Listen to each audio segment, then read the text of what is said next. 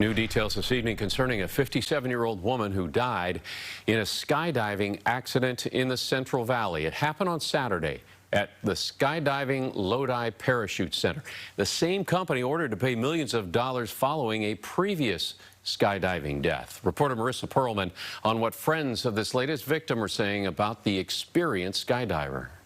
Well, Sabrina is probably the bravest person I've ever met. 57-year-old Sabrina Calls had a love to jump out of airplanes. Her longtime friend Glenda says it's where she found true happiness. Gives her solace to know that's what she was doing when she died. She loved skydiving, loved it. But she was always up for a new adventure, and I was a little reserved a little bit, but she kind of brought me out of that. So her bravery was amazing. The San Joaquin Sheriff's Office calls Sabrina an experienced diver. She had a little over 2,000 jumps under her belt.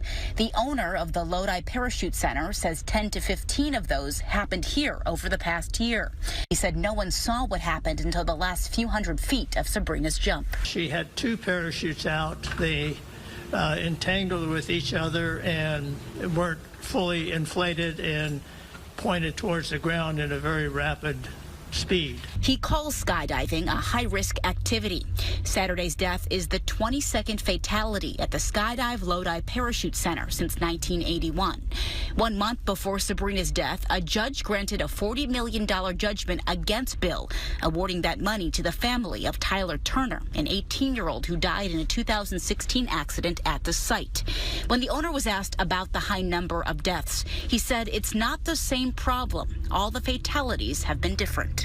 Yes, we've had our share of fatalities and probably more than some of the smaller drop zones by a ways, but none of them have been the same. That's Marissa Perlman reporting. The Federal Aviation Administration's investigating what happened.